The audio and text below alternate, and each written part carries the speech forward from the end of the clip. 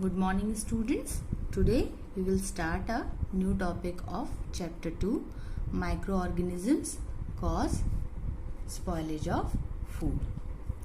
Sometimes food may get spoiled due to a variety of reasons like not keeping it covered, improper cooking, not preserving the food properly and change in the temperature of refrigerated foods due to power fluctuations है ना। तो क्या होता है कि कई बार हम लोगों ने देखा है कि हमारे घरों में खाना खराब हो जाता है। तो उसके कई रीज़न होते हैं खाना खराब होने के, जैसे खाने को ढक के नहीं रखा गया या इम्प्रॉपर कुकिंग हुई है या अगर हम लोग फ्रिज में रख रहे हैं खाना तो बार बार पावर फ्लक्चुएशन की वजह से टेम्परेचर मेंटेन नहीं हो पा रहा है और भी कई ऐसे रीज़न हैं जिसकी वजह से खाना खराब हो जाता है। और जब खाना खराब हो जाता है तो वहाँ पे क्या होता है, माइक्रो ऑर्गेनिजम्स ग्रो करने लगते हैं उस खाने पे। ठीक है, तो माइक्रो ऑर्गेनिज्म जब ग्रो करते हैं तो क्या होता है कि वो माइक्रो ऑर्गेनिज्म कुछ टॉक्सिक सब्सटेंस प्रोड्यूस कर देते हैं जो कि हमारे लिए, हेल्थ के लिए, हमारे लिए हार्मफुल होते हैं। तो micro organisms that grow on our food sometimes produce toxic substances which are harmful for our health. The spoiled food can be identified by its unpleasant smell. तो स्पॉइल्ड फूड जो होता है, खराब खाना जो होता है, उसको हम लोग कैसे पहचान सकते हैं? उसकी अनप्लीजेंट स्मेल की वजह से, उसके बुरे टेस्ट की वजह से, है ना। और अगर हम लोग इस तरीके का खाना खाते हैं तो क्या होता है कि हम लोगों को फूड पॉइजनिंग हो जाती है। And the major symptoms of food poisoning are vomiting, diarrhoea, abdominal pain, headache and fever. Bacteria that cause food poisoning are Salmonella, Staphylococcus, and Clostridium. Fungi that cause food poisoning are Aspergillus and Penicillium. तो ये कुछ नाम हैं fungi और bacteria के जो कि food poisoning cause करते हैं, है ना। Now, so it is very important that we preserve food to prevent it from being spoiled. तो ये बहुत इंपॉर्टेंट है कि हम लोग खाने को स्पॉइल होने से बचाएं और बचाने के कई सारे तरीके हैं। Now the next point is food preservation. Food gets spoiled due to microbial contamination. Most micro organisms can not grow और multiply when the condition are dry, temperature is very low and temperature is very high। तो food को generally आपको पता है कि food spoil किस वजह से होता है, माइक्रोबियल कंटामिनेशन की वजह से होता है। और कुछ माइक्रो ऑर्गेनिजम्स ऐसे होते हैं जो कि कुछ कंडीशन में ना तो वो ग्रो कर पाते हैं और ना ही बढ़ पाते हैं। तो कंडीशन क्या है? सबसे पहली कंडीशन है कि ड्राई होना। ड्राई मतलब कोई भी मॉइस्चर ना होना। दूसरी condition, temperature is very low. या तो टेम्परेचर बहुत ही लो होना चाहिए या टेम्परेचर बहुत ही हाई होना चाहिए।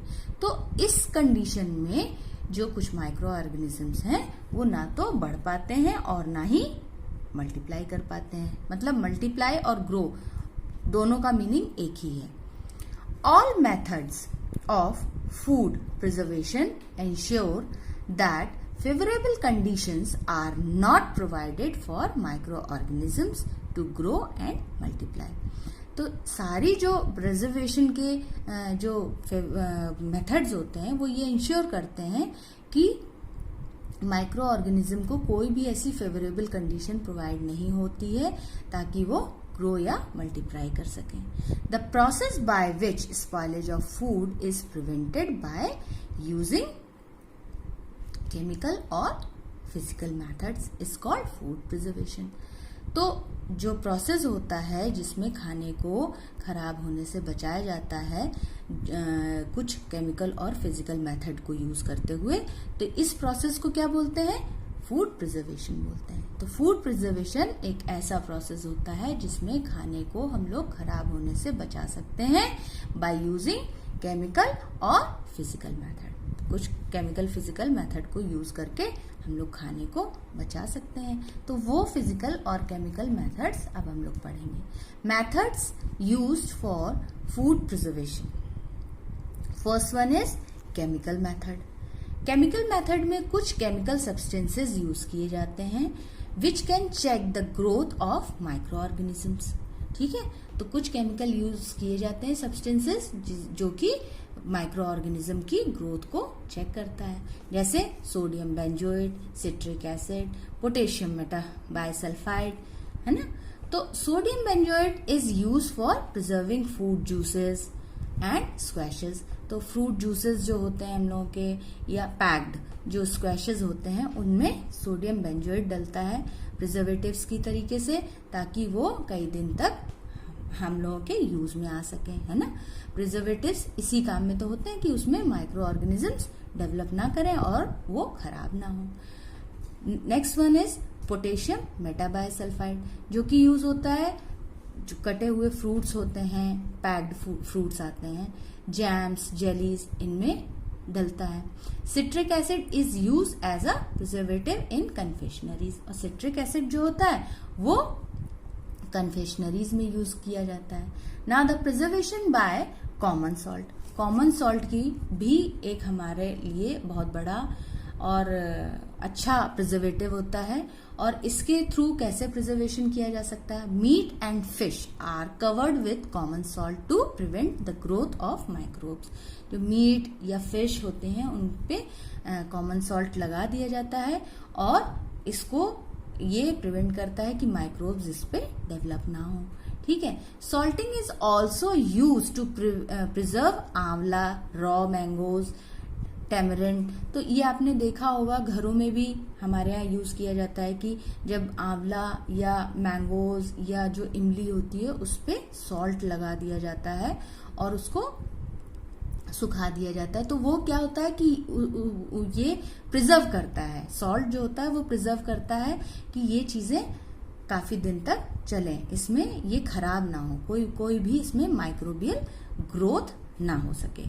और सबसे बड़ी बात ये होती है कि salting draws out water from food and prevent the microbial growth. तो जो मॉइस्चर होता है वो सॉल्ट जो होता है उसको मॉइस्चर को हटा देता है और माइक्रोबियल ग्रोथ को रोक देता है।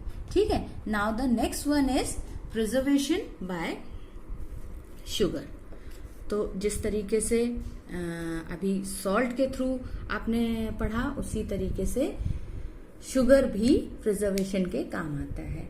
Jams, jellies, squashes are preserve for a long time because of presence of sugar in them.